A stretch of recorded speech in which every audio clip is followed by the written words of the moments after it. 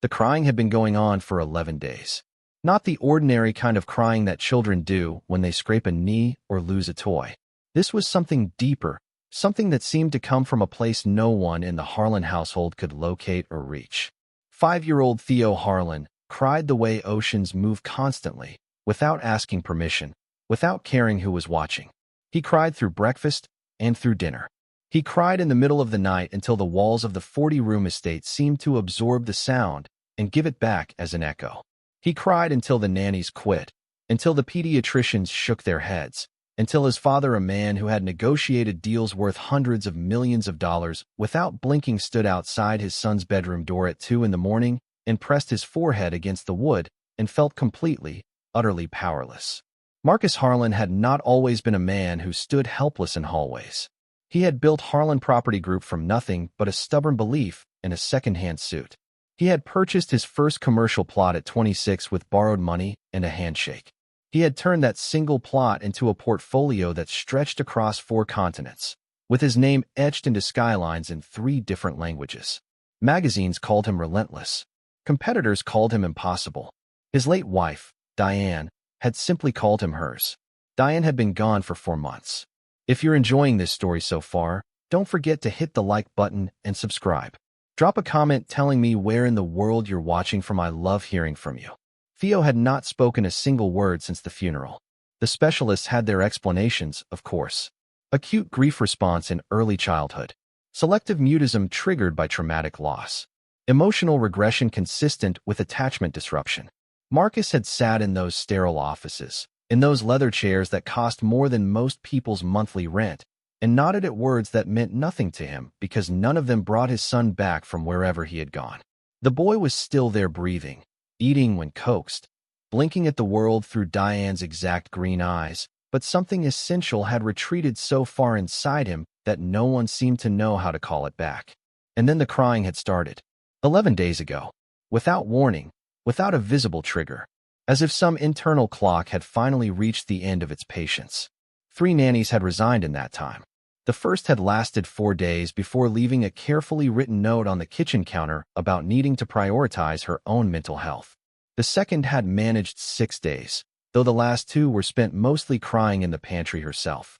The third, an experienced woman who had cared for difficult children for 20 years, had lasted exactly 18 hours before telling Marcus, with genuine apology in her eyes, that she was not equipped for whatever this was. Marcus had fired his household manager a week after Diane's death when the woman had suggested, with a cashmere soft voice, that perhaps Theo would benefit from a residential facility. He had asked her to collect her things before she finished the sentence. Now the house ran on the skeleton of a skeleton crew. A cook who came in 3 mornings a week and left labeled containers in the refrigerator.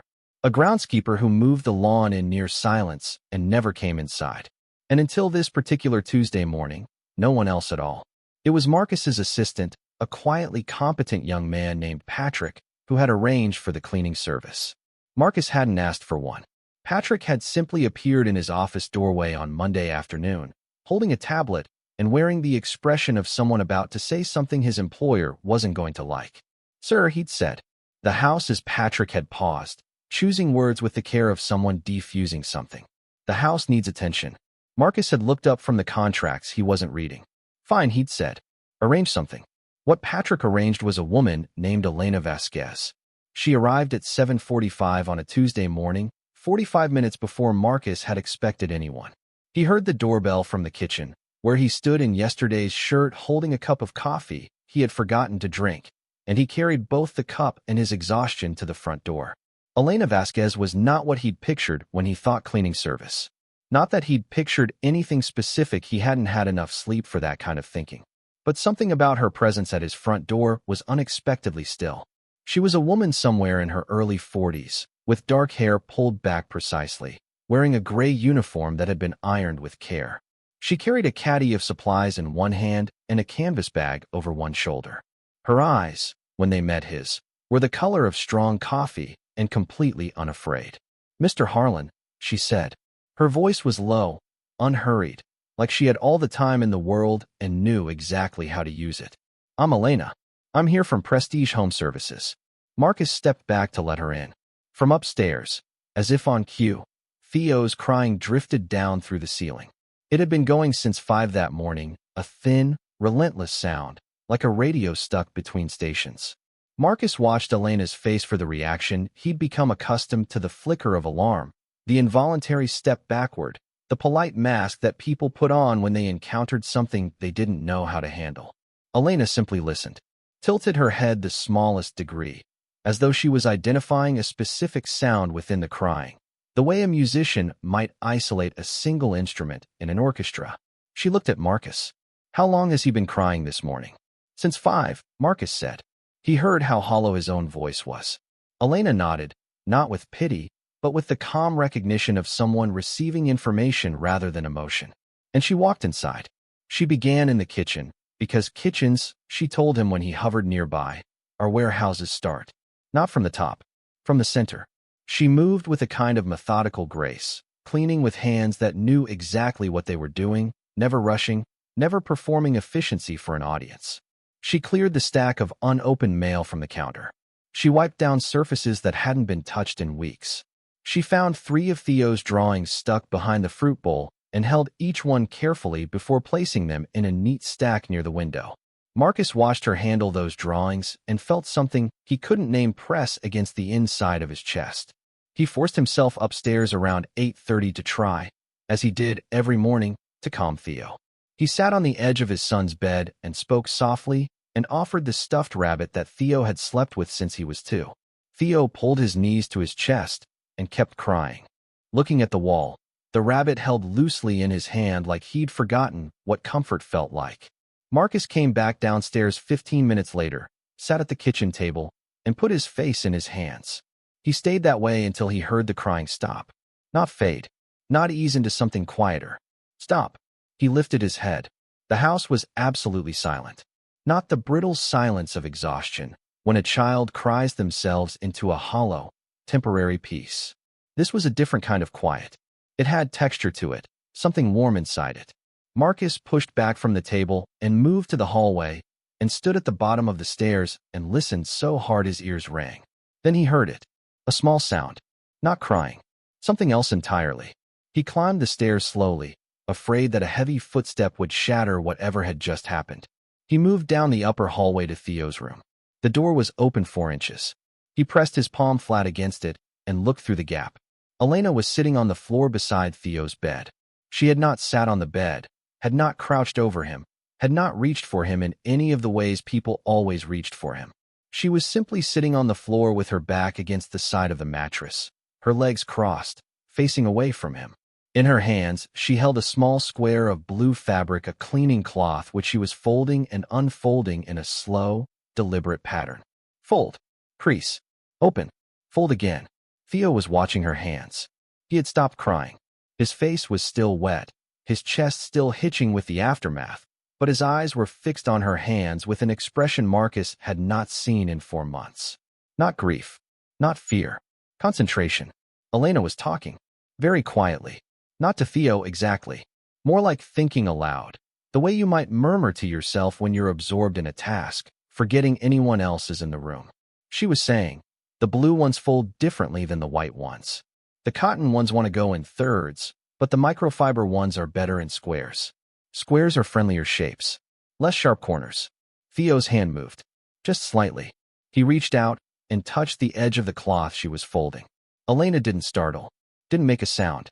She simply paused mid-fold, let him touch it, and then continued, as if his hand there was the most natural thing in the world.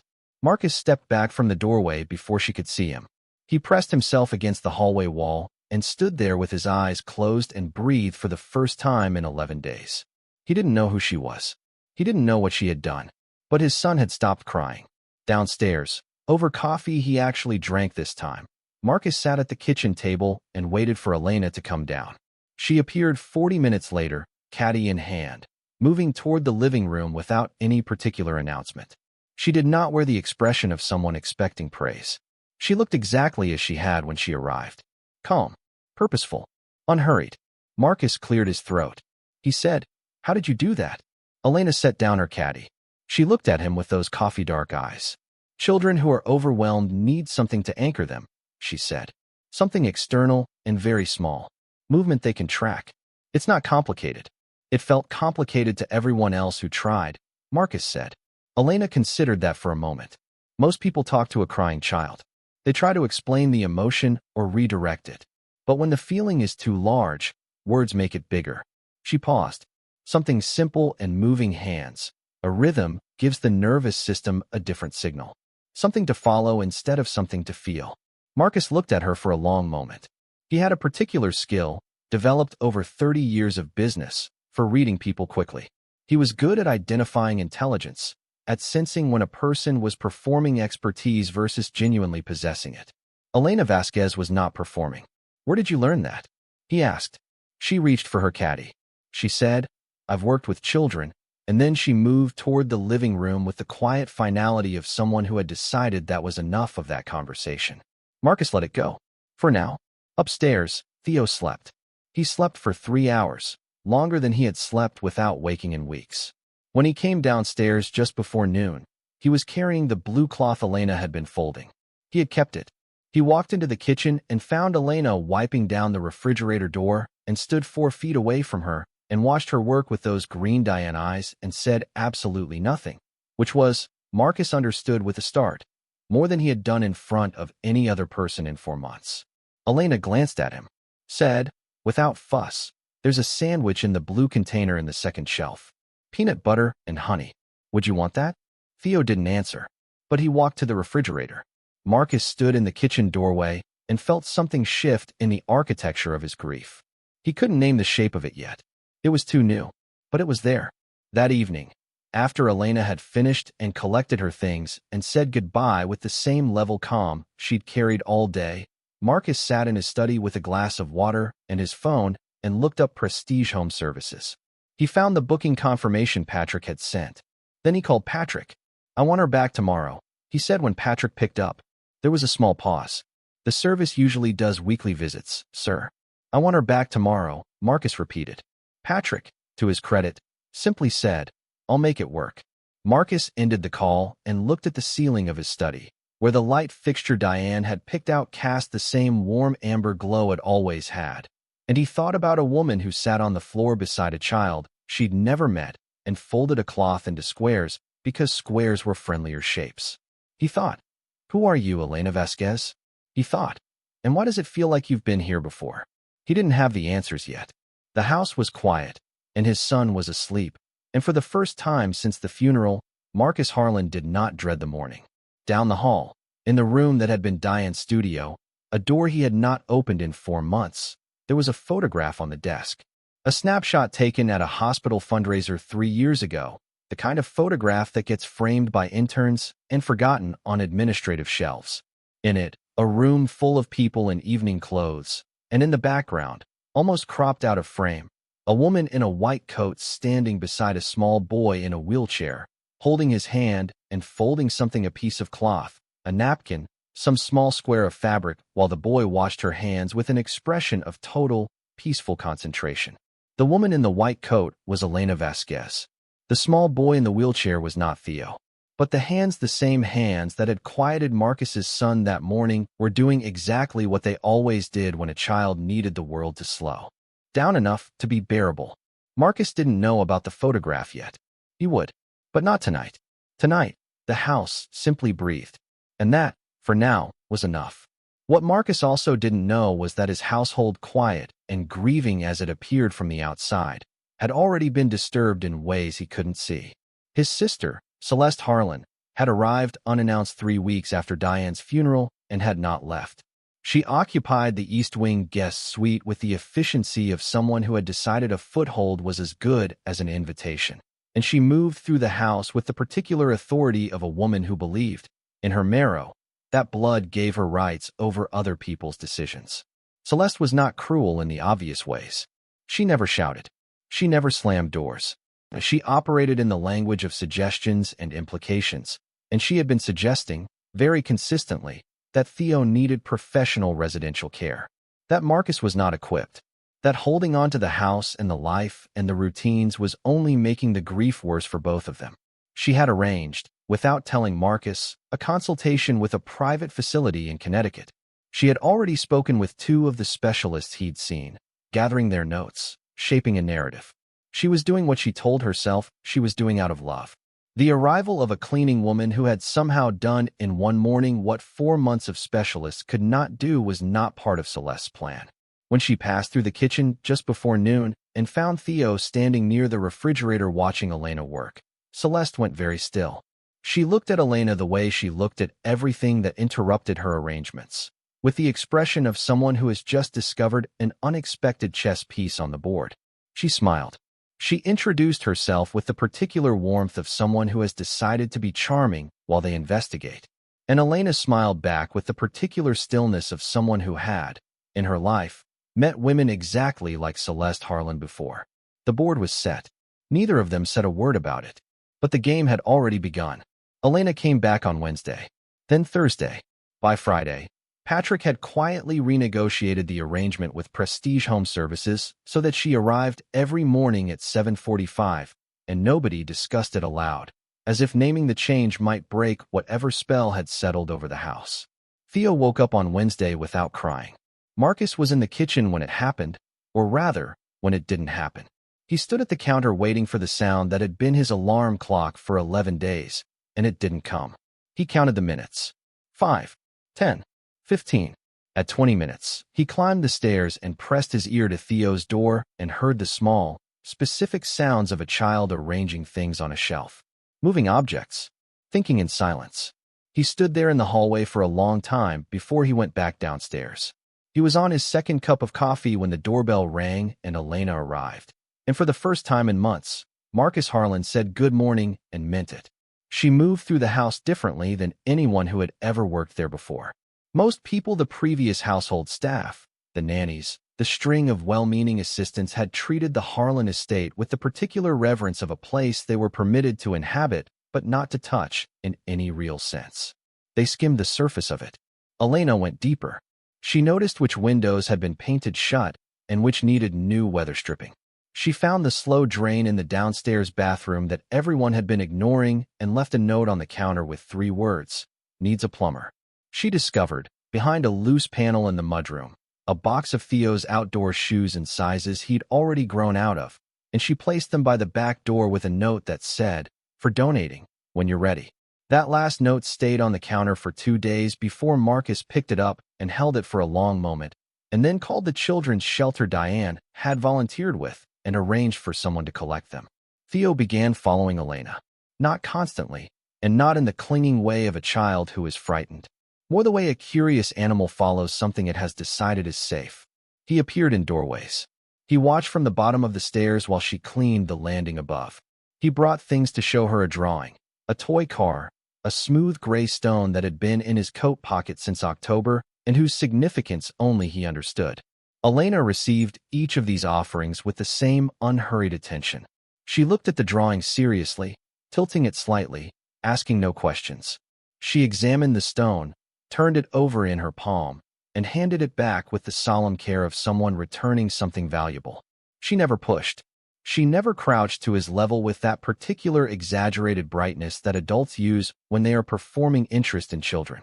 She simply existed near him, doing her work, leaving space.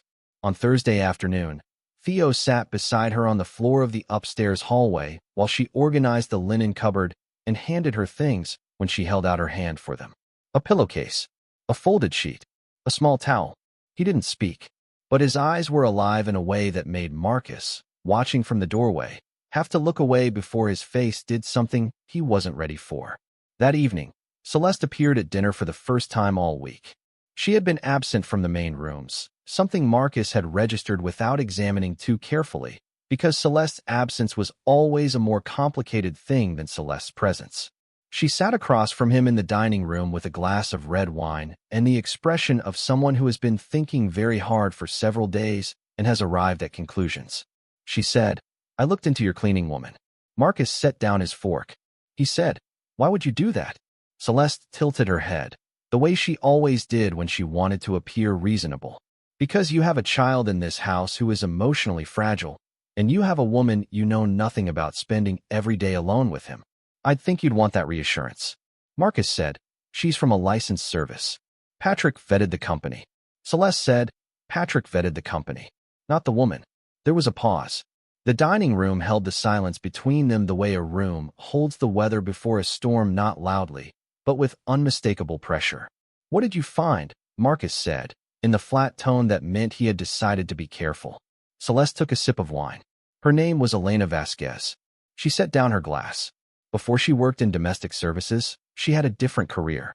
She was a licensed pediatric behavioral therapist. Quite a decorated one, apparently. Published research. Hospital affiliations. She worked with children who had suffered acute trauma, grief, abuse, neurological conditions. Marcus was very still. Celeste continued. "She lost her license 4 years ago. There was a complaint filed against her by a colleague. Professional misconduct. The licensing board investigated, and she was stripped of her credentials. She has not practiced in any clinical capacity since." Marcus looked at his plate. He said, "What was the complaint?" Celeste said, "The file isn't public, but the outcome is. Whatever she was doing in that capacity, they took her license for it." Marcus said nothing. Celeste said, "I'm not saying she's dangerous. I'm saying we don't know who she is. And Theo has become attached. Isn't that concerning to you?" Marcus pushed back from the table and picked up his glass.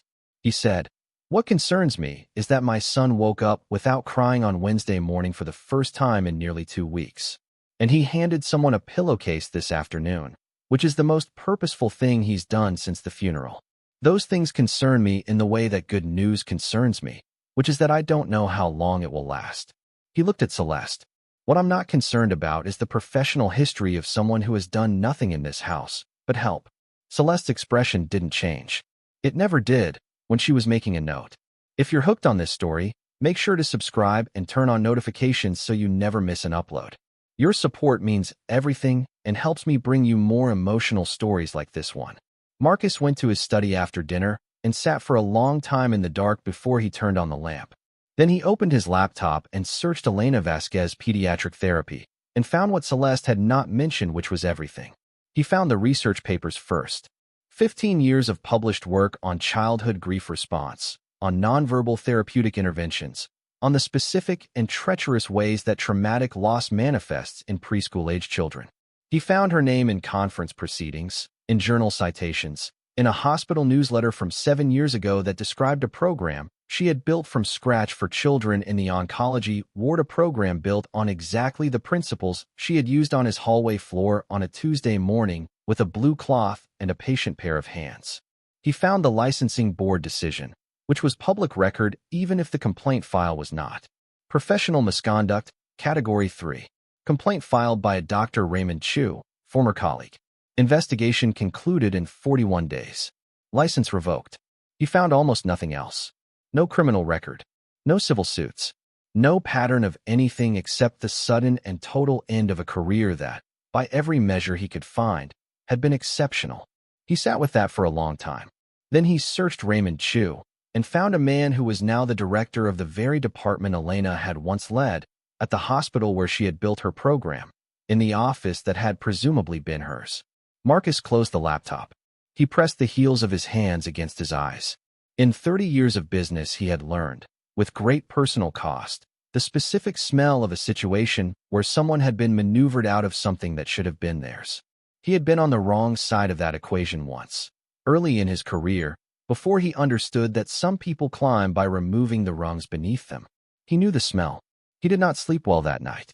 The next morning, he arrived in the kitchen earlier than usual and found Elena already there, having let herself in with the code Patrick had provided, filling the electric kettle with the particular efficiency of someone who does not waste motion. She looked up when he came in. She said, "Good morning," and there was no performance in it. Marcus said, "I'd like to talk to you. When you have a moment." Elena set the kettle on its base. She said, "Of course." He told her what he'd found. Not Celeste's version, his own. He laid it out the way he would lay out a business situation that needed clarity before it could be resolved. He said, "I found your published work. I read 3 of the papers last night. I found the licensing decision." He paused. "I'm not asking you to explain yourself to me. I'm telling you what I know because I think you deserve to know what I know. And I'm asking, if you want to tell me, what happened." Elena was quiet for a moment that had real weight in it. She looked at the kettle, then out the window at the gray November garden, then at Marcus with eyes that had clearly made a decision before her mouth caught up. She said, I built a grief intervention program for children at St. Michael's Hospital. Children who had lost parents, mostly. Some who were dying themselves. The program used sensory anchoring physical, repetitive tasks that give the nervous system something small to organize around when the emotional load is too large to process directly. She stopped. You saw what it looks like with Theo. Marcus said, I saw. She said, Raymond Chu was a colleague who had proposed a pharmaceutical protocol for the same patient population. The hospital had funding for one program. Mine had better outcomes. His had a pharmaceutical sponsorship. She looked at the window again. He filed a complaint with the licensing board alleging that I had formed inappropriate personal bonds with patients, that I was blurring professional boundaries in ways that compromised their treatment. The board investigated. They found enough ambiguity in the documentation that Raymond had largely shaped. Since he had administrative access I didn't know, he had to rule against me. Marcus said, and the program? Elena said, very quietly, it runs under his name now. With modifications. She said the word modifications the way you say something that has cost you everything, and you have decided not to cry about it anymore. The children still benefit, I think. That's what I tell myself when I can't sleep. The kettle clicked off. Neither of them moved toward it. Marcus said, why are you cleaning houses? Elena looked at him then, fully, without any softness or hardness, just the plain fact of it. Because I have a son, she said. Because rent is real. Because what I'm good at doesn't pay anything if no one will hire you, and most people see a revoked license and stop reading. She straightened slightly. I'm good at cleaning too. I'm good at most things I put my hands to. Marcus believed her. That was the thing, he simply believed her, without analysis, without verification, the way you believe something you have already been shown to be true before you had the words for it. He said, Theo has an appointment with his therapist on Monday. Dr. Hale, I want you to come. Not as a cleaner. As someone who knows what they're looking at. Elena opened her mouth. He held up a hand, not dismissively, carefully. He said, I know what I'm asking. I know it's outside the arrangement. I'm asking anyway, because my son handed you a pillowcase yesterday, and it was the first voluntary human interaction he's initiated in 4 months. I don't know what that means about you, but I know it means something, and I am not willing to walk past it and pretend it doesn't. Elena stood with her hands at her sides. The morning light came through the window at the angle that made the kitchen look like something from a painting Diane had always loved.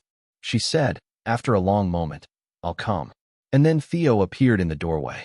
He was in his pajamas, hair pressed flat on one side from sleep, holding the blue cloth she had given him on Tuesday. He looked at Elena, not at his father, with those green eyes that were Diane's eyes, and he crossed the kitchen floor and put his hand on her arm. Not asking, just placing it there. The way children do when they have decided something and don't need anyone's permission for the deciding. Elena looked down at his hand. She said, Good morning, Theo. He didn't say anything, but he didn't take his hand away either.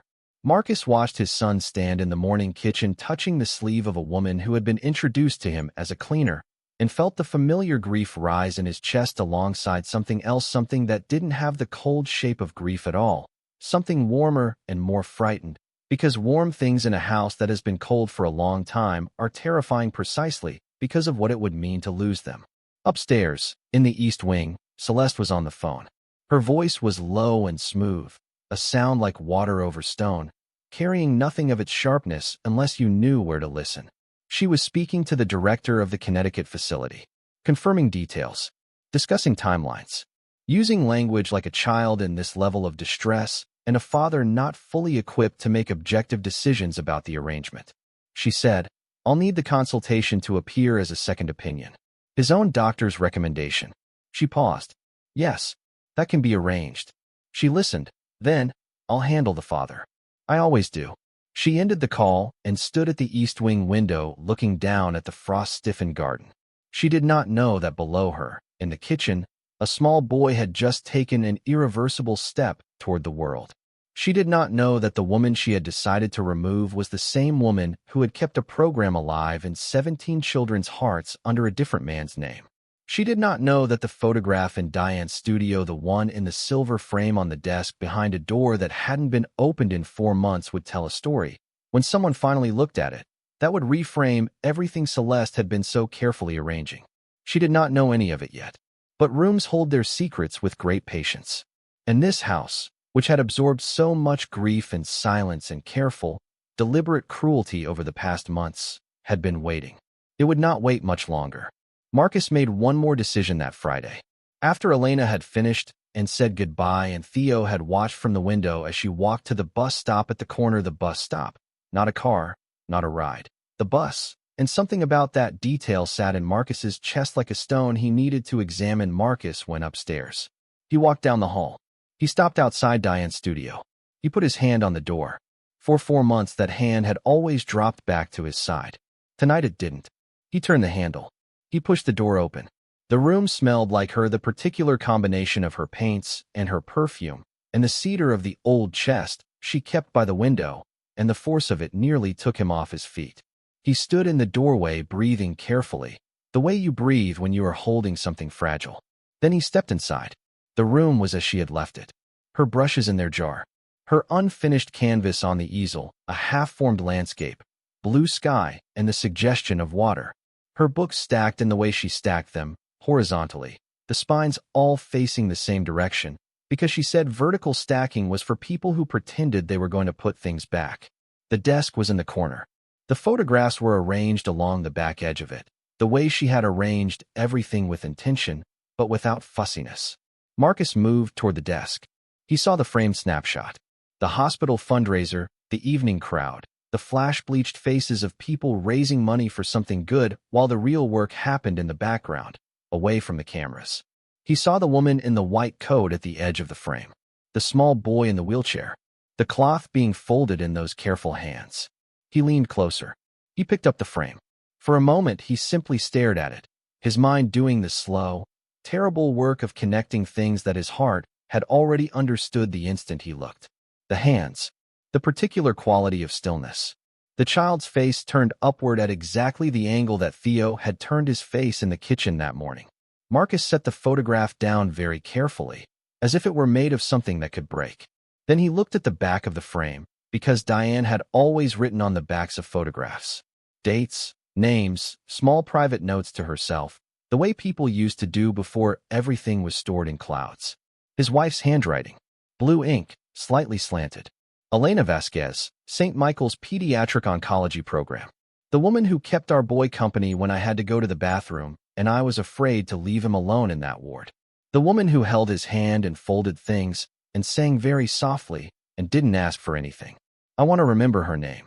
Marcus's knees gave out. He caught himself on the desk with both hands, the photograph in front of him, his wife's handwriting blurring at the edges. Our boy. Not Theo. A different child. A child from the ward. But also Diane had been in the ward. Diane, who had died of an illness that Marcus had refused, in the marrow of his denial, to acknowledge had been progressing as long as it had.